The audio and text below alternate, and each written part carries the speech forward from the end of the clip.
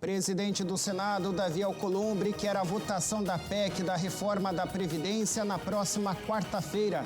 IBGE divulga que o IPCA, considerado a inflação oficial do país, ficou em 0,11% em agosto, perante uma alta de 0,19% em julho. Setembro é dedicado à prevenção do suicídio aqui no país. O JBN fala hoje sobre a iniciativa. Mais de 300 pessoas participaram do Congresso Internacional do Acordo Brasil-Santa Sé, que aconteceu em Goiânia. Nós preparamos um balanço dos 3 dias do evento. O nosso correspondente em Roma, Silvonei José, traz as informações da viagem do Papa à África. E veja ainda que segue até o próximo domingo em Goiânia a festa que celebra a Nossa Senhora da Conceição. Aqui no Brasil, mais de 500 igrejas são dedicadas à santa, também conhecida por Imaculada Conceição. Essas e outras informações você acompanha a partir de agora, aqui no JBN.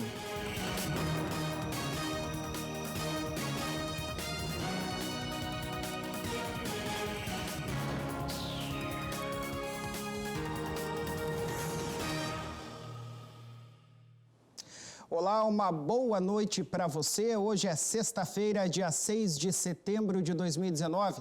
Está no ar o JBN de hoje. Olha, após a aprovação do texto da PEC da reforma da Previdência na Comissão de Constituição e Justiça, o presidente do Senado, Davi Alcolumbre, disse que está trabalhando para construir um entendimento em relação à contagem do prazo para que a proposta de emenda à Constituição seja votada já na próxima quarta-feira.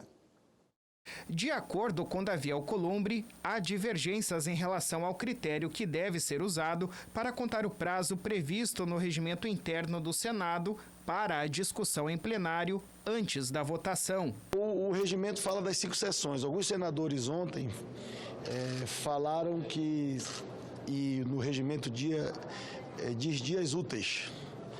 Então, eu conversei com os senadores ontem e vou tentar compatibilizar com eles para a gente botar na semana que vem para votar em primeiro turno. Alguns senadores ainda não estão convencidos disso, mas a gente vai conversar com eles para tentar fazer da celeridade esse processo. Se não tiver consenso mesmo, eu vou seguir a regra para deixar para outra semana. Alcolumbre também disse que o Senado aperfeiçoou a proposta da reforma e que não apenas carimbou o texto da Câmara. Fizemos a nossa parte, cumprimos a nossa obrigação e, ao mesmo tempo, alteramos naqueles pontos que nós achávamos essenciais para fazer uma reforma completa. O aprimoramento dele para a sociedade brasileira e para o país foi muito respeitoso do ponto de vista legislativo. Sobre a PEC paralela, Alcolumbre disse acreditar que é possível votar ainda neste ano e disse estar trabalhando para isso. O presidente afirmou que a própria aprovação por unanimidade da CCJ mostrou a sensibilidade e a temperatura dos senadores em relação à proposta. A PEC paralela, formalizada nesta quarta-feira, permite a adesão de estados e municípios, além do Distrito Federal, as novas regras da Previdência e também modifica renúncias previdenciárias, além de prever ainda o benefício de Seguridade Social à criança que vive em situação de pobreza, entre outras mudanças ainda. Eu acho que eu vou fazer a leitura. O próprio senador Tasso disse que em 2 ou 3 dias vai entregar o seu parecer na CCJ. Como há um amplo entendimento em relação a esse tema, eu acho que a gente vai conseguir dar muita celeridade sobre a PEC paralela na CCJ e no plenário. O Índice Nacional de Preços ao Consumidor Amplo, o IPCA, que é considerado a inflação oficial aqui do país, ficou em 0,11% em agosto, perante uma alta de 0,19% em julho. Os números foram divulgados hoje pelo Instituto Brasileiro de Geografia e Estatística. Segundo o IBGE, com o resultado, o índice acumula uma alta de 2,54% em 8 meses. Já em 12 meses, o IPCA acelerou para 3,43%, acima dos 3,22% registrados nos 12 meses imediatamente anteriores, mas permanece abaixo da meta dos 4,25% que foi definida pelo governo para o ano. E isso reforça as apostas de novos cortes na taxa básica de juros, atualmente em 6% ao ano, a mínima histórica. Na passagem de julho para agosto, houve deflação em 3 dos 9 grupos de produtos e serviços pesquisados pelo IBGE. As maiores quedas de preços vieram dos grupos alimentação e bebidas, com menos 0,35%, e transportes, com menos 0,39%. Entre as maiores quedas no mês, merece destaque o grupamento da alimentação no domicílio, com menos 0,84%, e os itens tomate, com menos 24,49%, batata inglesa, menos 9,11%, hortaliças e verduras, menos 6,53% e carnes, menos 0,75%. De acordo com o IBGE, a redução nos preços de alguns dos principais alimentos consumidos no dia a dia dos brasileiros aconteceu por questão de aumento da oferta nos pontos de venda. No grupo Transportes, os principais recuos foram nos preços das passagens aéreas, com menos 15,66%, gasolina, menos 0,45% e o óleo diesel, com menos 0,76%. O grupo Habitação teve uma alta média de 1,19%, representando o principal impacto na inflação do mês, influenciado principalmente pelo aumento de 3,85% na energia elétrica, impactada pela entrada em vigor da bandeira tarifária vermelha patamar 1, que acrescenta às contas de luz uma cobrança de R$ 4,00 a cada 100 kWh consumidos. O feriado da Independência do Brasil é amanhã e a repórter Bruna Letícia foi até as ruas para saber se a população sabe o que a data significa. Você aí de casa conhece a história? Vamos ver o que a Bruna encontrou pelas ruas. 7 de setembro é um feriadão e você provavelmente deve estar em casa descansando e aproveitando esse dia, certo? Agora eu quero te perguntar, você é bom em história? Sabe o que é comemorado nessa data? 7 de setembro se comemora a independência do Brasil ou proclamação da República? Proclamação da República. Independência do Brasil. Independência do Brasil. Será? E agora não sei. 7 de setembro? Isso me pegou agora. Independência do Brasil ou proclamação da República? Independência do Brasil. Será mesmo? Ah, proclamação da República. É verdade, dia 7 de setembro, né? Independência do Brasil. Ah, já Eu sei. te confundi? Me confundiu. Nenhuma das duas. Independência do Brasil. Tem certeza? Eu acho que sim. Independência do Brasil. Proclamação da República. Tem certeza? Independência do Brasil. Agora me pegou. Dúvida, não sei, não dá pra. Tá em dúvida? Em dúvida. Independência do Brasil? Tem certeza? Não. Quem proclamou a independência do Brasil? Ah, eu não sei. Não sei. Dom Pedro. Primeiro. Pedro Álvares Cabral? Tem certeza disso? Não. Pedro Álvares Cabral. Será? Dom Pedro. Dom Pedro. Oh, agora você me pegou. É difícil. Pedro Álvares Cabral? Não, né? Dom Pedro I. Aí, ó, quase que acertei. A independência do Brasil é um marco muito importante para o povo brasileiro. Em 7 de setembro de 1822, o Dom Pedro I proclama a independência do Brasil, que era uma colônia de Portugal, tornando o Brasil um país independente, soberano, e para isso ele teve que realizar várias obras. O que serve para o povo brasileiro é refletir sobre a ideia de liberdade, porque passamos 322 anos sendo uma colônia de Portugal.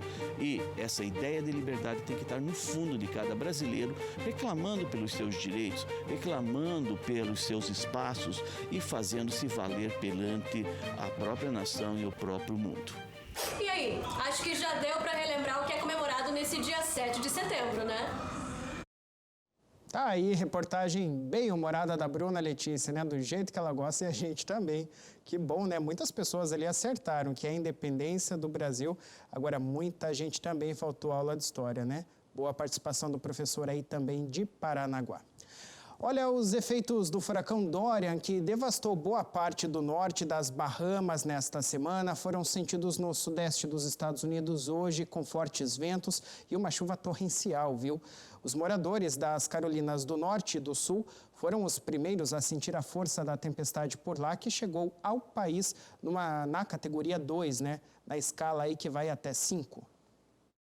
O furacão monstruoso também provocou vários tornados no sudeste americano, mas não foram reportadas vítimas até o fechamento desta edição.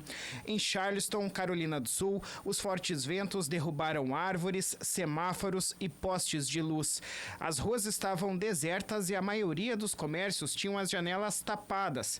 Ainda na tarde de quinta, o Centro Nacional de Furacões, com sede em Miami, informou que o Dorian soprava com ventos máximos sustentados de 175 km por hora. Nas Bahamas, onde a tempestade chegou primeiro, várias nações se somaram aos esforços de resgate para as milhares de vítimas nas ilhas Abaco e Gran Bahama, no norte do arquipélago. Pelo menos 30 pessoas morreram no país com a passagem do furacão. Desde o início da semana, quando a gente começou a noticiar as informações aí do furacão Dorian, infelizmente as mortes das pessoas em Bahamas, no mínimo aí pelo menos essas 30, né? A gente segue em oração, todos nós aqui da TV Pai Eterno, para que toda a população, em especial essas pessoas que perderam os entes queridos, possam restabelecer aí a normalidade no país e ter força também para superar então a perda dos parentes, amigos e conhecidos. Olha, aqui no Brasil, a costa é muito extensa, né? O país possui um litoral com 7.367 quilômetros, que é banhado a leste pelo Oceano Atlântico. E por conta disso, diariamente são encontrados animais marinhos nas nossas praias. E as pessoas precisam avisar, viu, as autoridades ambientais quando as avistarem, para que se possa fazer o atendimento necessário a eles. Veja só o exemplo de um lobo marinho que foi encontrado na região de divisa do litoral de São Paulo com o Paraná. Na semana passada, o Laboratório de Ecologia e Conservação da UFPR, através do projeto de monitoramento de praias da Bacia de Santos, fez o atendimento de diversas ocorrências de animais marinhos encalhados na Baía de Pontal do Sul. Entre esses animais estava esse lobo marinho vivo. Segundo os biólogos, a equipe avistou o animal durante o monitoramento diário das praias na região de Pontal do Sul, em Pontal do Paraná, e identificou que era um macho juvenil descansando, mas aparentemente magro. Após essa primeira análise, foi iniciada uma ação de avaliação de saúde. Por isso, o animal foi contido em campo e submetido a uma série de exames, realizados pela equipe especializada, incluindo médicos veterinários. Também foram realizadas coletas de amostras de sangue para análise de possíveis doenças, e ele permanece em observação. Os biólogos alertam que caso alguém aviste animais como lobo, leão marinho, foca, baleia, golfinho, tartaruga ou até aves marinhas mortas ou debilitadas, é preciso entrar em contato através do telefone 0800 642 3341.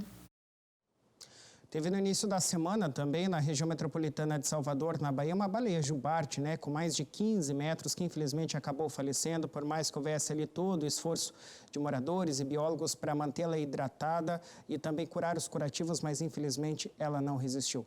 Vamos lembrar então o telefone para que você possa entrar em contato com as autoridades, é o 0800 642 3341, as autoridades da área ambiental para salvar os animais marinhos, né, que chegam até a nossa costa. Nós vamos agora para um breve intervalo, uma breve pausa aqui no JBN. Na volta, vejam um balanço do Congresso Internacional do Acordo Brasil-Santa Sé, que aconteceu em Goiânia. É rápido, viu? Já voltamos.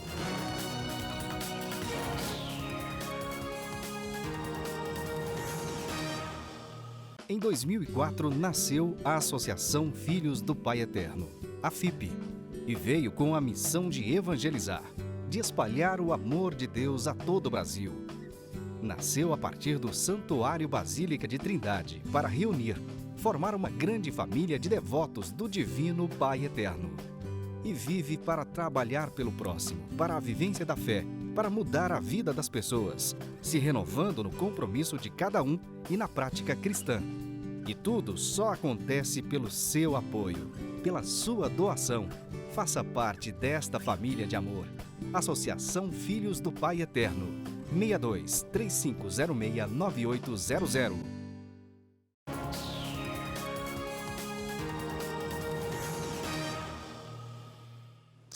Estamos de volta com o JBN, agora para falar da viagem do Papa à África. Assunto para o nosso correspondente Silvanei José. Alô, amigos da TV Pai Eterno em todo o Brasil. Terceiro dia de Francisco em terras africanas. O Papa chegou a Maputo, capital de Moçambique, no início da noite da última quarta-feira, dando início à sua 31ª viagem apostólica internacional, que o levará ainda a Madagascar e Maurício. A sexta-feira de Francisco, último dia em terras moçambicanas, tem início com uma visita ao Hospital Zimpedo, que luta contra a AIDS, e depois a Santa Missa no Estádio Zimpedo, último compromisso em Moçambique. Já o dia de ontem de Francisco foi intenso e começou com a celebração da Santa Missa em privado na Nunciatura Apostólica. Durante a celebração, o pontífice recordou o cardeal Roger Chegaray, homem de diálogo e de paz que faleceu na quarta-feira, e o cardeal José de Jesus Pimiento Rodrigues, que faleceu em 3 de setembro. Com a morte dos dois cardeais, o colégio cardinalício é formado agora por 213 cardeais, dos quais 118 eleitores no eventual conclave e 95 não eleitores. Depois da missa na Nunciatura, o Papa reuniu-se com alguns responsáveis de um grupo de participantes dos programas criados pela Fundação Escolas Ocorrentes em várias cidades do país, acompanhados do diretor Henrique Palmiero. Numa breve saudação, Francisco contou alguns episódios da sua infância em Buenos Aires, quando jogava futebol com bolas feitas de pano, num pátio perto da sua casa, e destacou que jogo e trabalho devem sempre caminhar juntos. Ao deixar a Nunciatura, o primeiro compromisso oficial foi a visita de cortesia ao presidente da República, Felipe Jacinto Nyusi, no Palácio Presidencial Ponta Vermelha. Ali mesmo no Palácio Presidencial, o pontífice dirigiu suas primeiras palavras às autoridades, aos representantes da sociedade civil e ao corpo diplomático. Em seu discurso, o primeiro pensamento do Papa foi às vítimas dos recentes furacões Idai e Kenneth. Infelizmente, não poderei ir pessoalmente até junto de vós, disse, mas quero que saibais que partilho a vossa angústia, sofrimento e também o compromisso da comunidade católica para fazer frente a tão dura situação. Mas foi à paz que o pontífice dedicou grande parte do seu pronunciamento. O Papa mencionou o recente acordo assinado na Serra da Gorongosa para a cessação definitiva das hostilidades militares e o Acordo Geral de 92, em Roma. A história não deve ser escrita pela luta fratricida, disse, mas pela capacidade de se reconhecer como irmãos. É preciso ter a coragem da paz, uma coragem de alta qualidade. Não a da força bruta e da violência, mas aquela que se concretiza na busca incansável do bem comum. Ainda na manhã de ontem, o Papa se encontrou com jovens. Foi uma festa interreligiosa e culturalmente rica. Francisco pronunciou ali o seu segundo discurso em Maputo e em português. Admirável o esforço de Francisco em falar o português. Ele quer ser entendido por todos os moçambicanos. Os jovens deram vida à expressão de paz e reconciliação do país através de cantos, apresentações artísticas e tradições religiosas, sempre encorajados pelo pontífice que incentivou a não se resignarem diante das provações e ter cautela com a ansiedade, que pode criar barreiras para realizar os sonhos. Jovens, vocês são importantes e precisam saber disso, disse Francisco. Vocês são o presente de Moçambique. O Papa, no seu discurso, enalteceu ainda a expressão tão autêntica da alegria que caracteriza o povo de Moçambique. O Papa voltou a insistir com os jovens para não deixar que roubem a sua alegria. E para dar um exemplo de inspiração em pleno templo do futebol, o Papa recordou o jogador Eusébio da Silva, o Pantera Negra, que começou a carreira no clube de Maputo. O pontífice então fez a analogia do jogo em equipe para falar da importância de se empenhar pelo país com a tática da união e independentemente daquilo que diferencia as pessoas. Lembrou então o provérbio africano conhecido e citado mundialmente para sonhar junto, que diz: Se quiser chegar depressa, caminha sozinho. Se quiser chegar longe, vai acompanhado. Antes de encontrar-se com a vida consagrada na Catedral da Imaculada Conceição em Maputo, o Papa recebeu na nunciatura uma delegação da Diocese de Xai-Xai, com a qual havia feito um intercâmbio quando era arcebispo de Buenos Aires. Na sua reflexão aos bispos religiosos, religiosas e consagrados, o pontífice fez um convite a renovar a resposta ao chamado vocacional, a renovar a fé e a esperança, e definiu o sacerdote. Sacerdote é o mais pobre dos homens, se Jesus não o enriquece com a sua pobreza. É o servo mais inútil, se Jesus não o trata como amigo. É o mais louco dos homens, se Jesus não o instrui pacientemente, como fez com Pedro. O mais indefeso dos cristãos, se o bom pastor não o fortifica no meio do rebanho. Não há ninguém menor que um sacerdote, deixado meramente às suas forças. Nesta sexta-feira, o Papa deixa Moçambique e se dirige para Madagascar. A visita do Santo Padre em terras malgaches tem como lema semeador de paz e de esperança. De Roma, para a TV Pai Eterno, Silvana José. Olha, o Papa Francisco já está em Madagascar. Após pouco menos de 3 horas de voo, ele chegou ao país pouco antes das 16 horas no horário local. O pontífice cumprirá uma extensa agenda no sábado e no domingo por lá, a começarem pelo encontro com as autoridades na manhã de amanhã, sábado, portanto, seguida pela oração da hora média no Mosteiro das Carmelitas Descalças. Na parte da tarde, ele encontrará os bispos de Madagascar e participará de uma vigília com os jovens. Já na manhã de domingo, o Santo Padre celebrará a Santa Missa e rezará também o Ângelus. Na parte da tarde, acontecerá a aguardada visita à cidade da Amizade, a Acamazoa, Em seguida, ele deve rezar aí com os trabalhadores e se encontrar com a vida consagrada do país. Na segunda, Francisco segue então para as Ilhas Maurício, que deve ser o último destino nesta viagem do Papa. Mais de 300 pessoas se reuniram em Goiânia para participar do Congresso Internacional do Acordo Brasil-Santa Sé. A repórter Daiane Rodrigues acompanhou e mostra para a gente agora como é que foi. Com o tema Fundamentação das Políticas Públicas em Ambiente Religioso, o Congresso Internacional Acordo Brasil-Santa Sé, realizado em Goiânia, reuniu religiosos, autoridades civis e interessados no assunto. O evento, que durou 3 dias, teve um balanço positivo. Nós acreditamos que o Congresso se tornou um ambiente muito maior do que aquele que nós planejávamos. Em primeiro lugar, pelos números. O Congresso foi pensado para 180 pessoas. Nós tivemos, fora algumas pessoas que participaram sem fazer inscrição, nós tivemos 373 participantes do Congresso. Então foi um momento expressivo daqui do Centro-Oeste, mas também que atendeu pessoas de outras localidades. E, de fato, o Congresso termina com um processo de formação intensivo, 3 dias de profunda formação sobre os elementos do Acordo Brasil-Santa Sé que geram um pouco mais de legalidade à ação da Igreja. O Acordo Brasil-Santa Sé não existe para garantir privilégios para a Igreja Católica, mas para assegurar a liberdade religiosa e dar amparo aos direitos essenciais para o desenvolvimento da missão da Igreja no Brasil. Um importante documento que reconhece as iniciativas próprias da instituição religiosa postas a serviço da comunidade. A Igreja não quer privilégios. A Igreja quer aquilo que lhe é devido por justiça. Nós temos uma história de 500 anos. A Igreja nasceu com o Brasil. Então, em todos esses anos, a Igreja foi lado a lado com o Brasil, construindo a nação.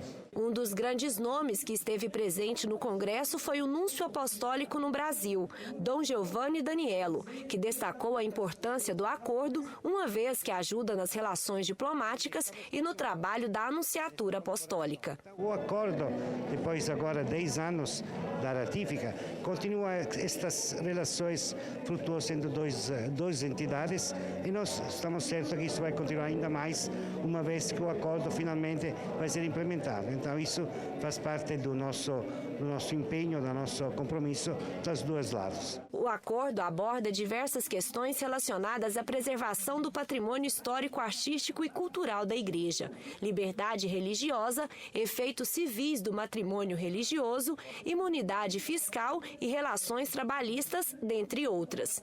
Esse instrumento jurídico é um dos mais importantes marcos nas relações entre Igreja e Estado no Brasil. Mas mesmo que tenha sido criado há 10 anos, o assunto é pouco debatido. Por isso é importante promover eventos como esse. Prevenção ao suicídio, o Setembro Amarelo é uma campanha brasileira que tenta diminuir esta estatística e que foi iniciada em 2015. Essa é uma iniciativa do Centro de Valorização da Vida, do Conselho Federal de Medicina e também da Associação Brasileira de Psiquiatria. A repórter Bruna Letícia foi conversar com uma psicóloga para entender melhor a campanha.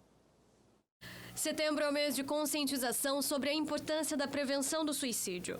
Segundo esta psicóloga, é importante dialogar sobre o assunto, pois com orientação e ajuda é possível salvar vidas.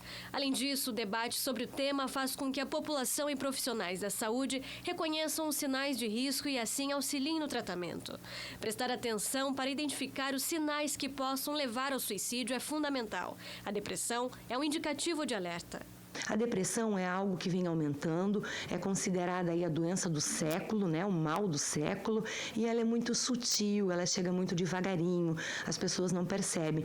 Então, de um quadro deprimido, de uma pessoa que perde o emprego, que está com dificuldade financeira, dificuldades de relacionamento, e relacionamento não é só afetivo, é não conseguir ter amigos, não conseguir falar e se expressar, né? Esse indivíduo começa a adoecer e fica cada vez mais embotado, cada vez mais quieto, e faz aí um quadro depressivo. A psicóloga fala sobre algumas maneiras de se prevenir da doença. A alimentação saudável e a prática de atividades físicas estão entre elas.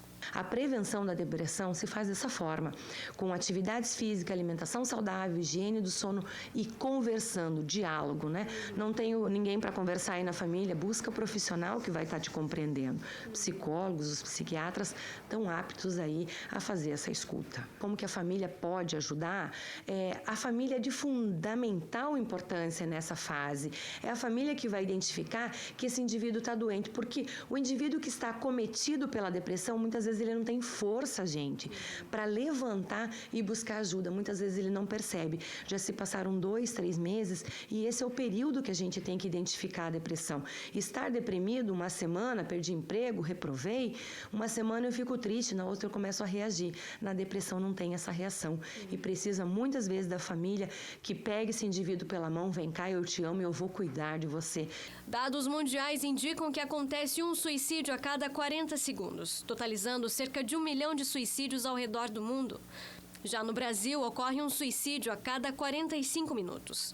De acordo com pesquisa mais recente realizada pelo Ministério da Saúde de 2016, o aumento do suicídio entre jovens causa grande preocupação.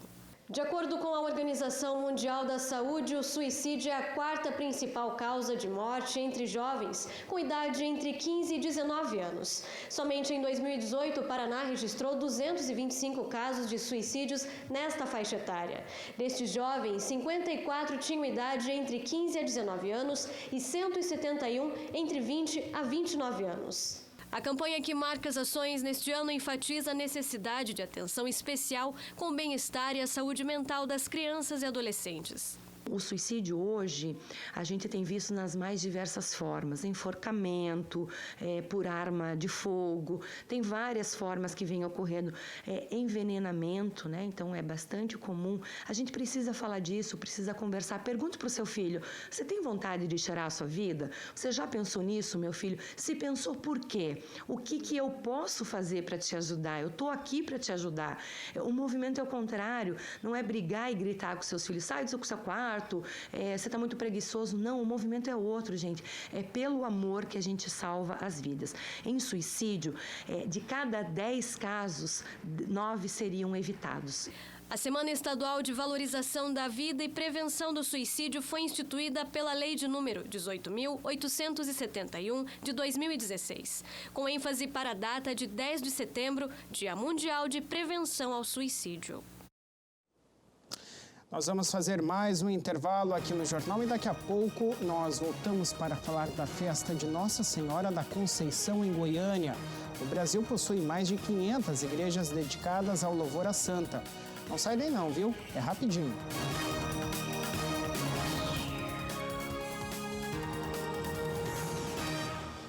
Em 2004, nasceu a Associação Filhos do Pai Eterno, a FIP, e veio com a missão de evangelizar, de espalhar o amor de Deus a todo o Brasil. Nasceu a partir do Santuário Basílica de Trindade para reunir, formar uma grande família de devotos do Divino Pai Eterno. E vive para trabalhar pelo próximo, para a vivência da fé, para mudar a vida das pessoas, se renovando no compromisso de cada um e na prática cristã. E tudo só acontece pelo seu apoio, pela sua doação. Faça parte desta família de amor. Associação Filhos do Pai Eterno.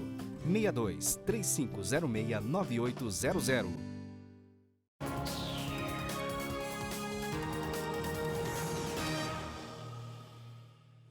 Muito bem, estamos de volta com o Jornal Boa Notícia desta sexta-feira. Cuidar dos idosos. Este é o objetivo de um programa em Paranaguá, no litoral do Paraná, que acaba de ser colocado em prática pela Prefeitura. A ideia é dar auxílio nos setores da saúde, nos serviços jurídicos e também inserir essas pessoas na era digital. O encontro na Secretaria Municipal de Assistência Social de Paranaguá reuniu representantes de várias entidades do município para a assinatura do contrato do projeto Envelhecer. O plano vai beneficiar cerca de 500 idosos por mês, através de atendimentos especializados. Parte de saúde, parte de fisioterapia, caminhada, exames laboratoriais, um centro clínico para os idosos, né? A parte de atividade física. Então é um projeto importante, né? Onde vamos desenvolver aí a melhor qualidade de vida para os nossos idosos. Então eu estou muito feliz nesse dia, tenho certeza que esse projeto vai decorrer na sua tranquilidade, né? Nós temos aí só de exames mais de 2.700 exames por mês para cada idoso, em várias situações de saúde, e o principal é o coração, né? Eletrocardiograma, que é importante, que vai ser feito mais de 50 durante o mês todo. Então, acompanhamento com profissionais capacitados, e é isso que a Prefeitura está fazendo a partir da assinatura desse contrato. Com investimento de cerca de 3 milhões de reais, além do auxílio à saúde e serviços jurídicos, o grupo também terá acesso à tecnologia com a ajuda de instrutores. Durante o dia, de certa forma, esses idosos terão suas atividades dentro do centro incluso, ou como cursos, ou como inclusão digital. Hoje em dia os idosos estão se incluindo mais na internet, então a gente vai ajudar com isso, com instrutores. Tem até hidroginástica, atividades físicas. Então, diariamente, eles começam com atividade física.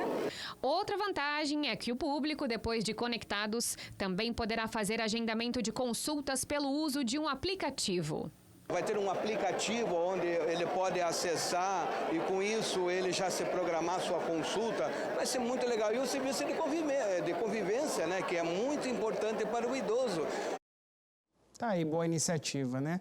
O assunto agora é festa religiosa. Aqui no Brasil, mais de 500 igrejas são dedicadas a Nossa Senhora da Conceição.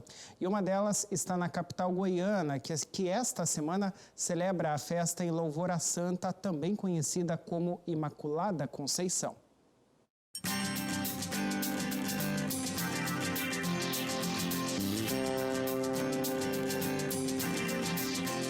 O período é de festa em louvor a Nossa Senhora da Conceição. A novena segue até o próximo domingo, dia 8, no Santuário Basílica Nossa Senhora do Perpétuo Socorro, em Goiânia, capital de Goiás. Neste momento, a celebração de Nossa Senhora da Conceição reúne todos os nossos paroquianos, povo devoto de Goiânia, que celebra intensamente a Mãe de Jesus, a Mãe de Deus, a Imaculada Conceição de Maria, que oferta grandemente o amor de Jesus à humanidade inteira. Antes da Santa Missa, este grupo se reuniu para rezar o terço. Santa Maria, Mãe de Deus, rogai por nós, pecadores, agora e na hora da nossa morte. Amém. O momento foi conduzido pela devota e também apresentadora da TV Pai Eterno, Caísa Portaluppi, e o missionário redentorista, Padre Everson Melo.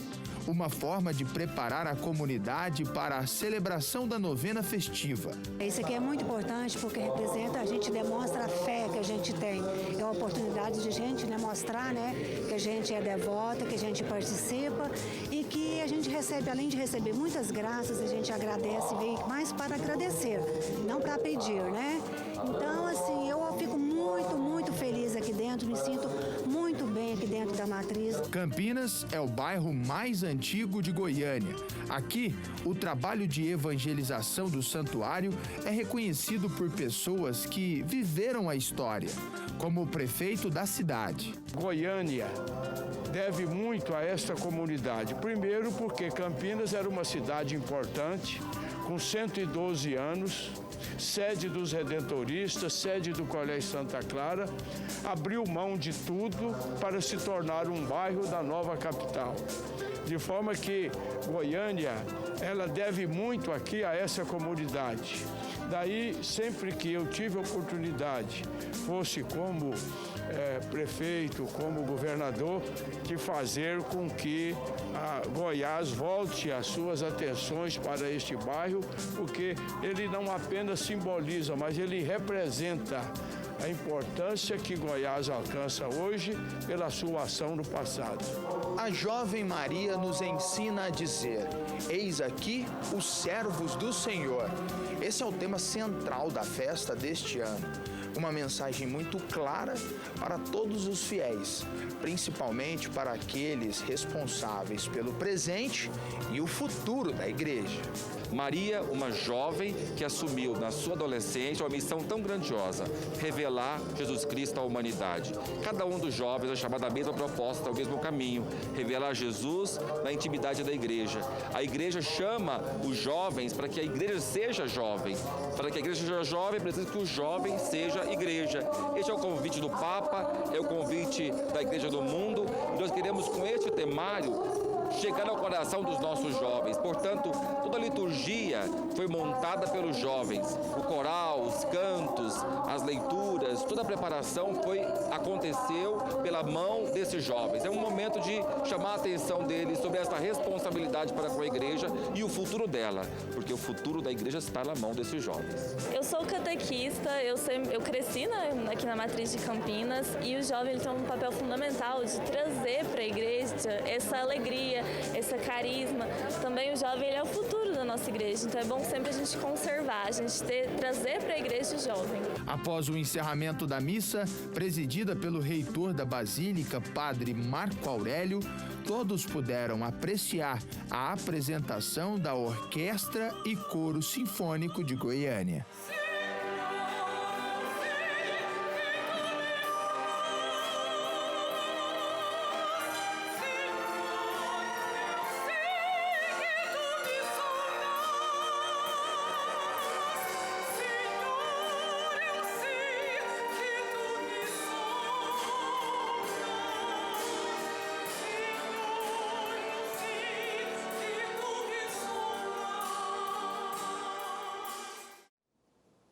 Que lindo, né? Que possamos, então, amar Maria Santíssima em sua Imaculada Conceição, em todo o seu amor e entrega nas mãos, de seu Salvador. Olha, agora o nosso lembrete, de todos os dias. Nós queremos a sua participação aqui no nosso jornal, viu? O nosso telefone é o DDD 62 3506 9800. DDD 62 3506 9800. Você pode usá-lo para sugerir reportagens, por exemplo, ou mesmo para ter informações de como se filiar à Família de Amor Pai Eterno. Tem também o nosso e-mail, viu? O endereço é o jbn@tvpaeterno.com.br. Agora, se você preferir, tem ainda o nosso portal. Acesse paeterno.com e, é claro, tem ainda as nossas redes sociais. Nós estamos no Facebook, digita lá TV Pai Eterno, ou então no Instagram, @TV Pai Eterno. Eu espero a sua participação. Muito bem, essas foram as informações de hoje do JBN. Muito obrigado pela sua audiência. Você fica agora com o programa Arena do Som para animar a sua noite de sexta-feira. Nós voltamos a nos encontrar na segunda. Um excelente final de semana para você. Aproveite bastante, mas sempre com prudência, tá? Até semana que vem.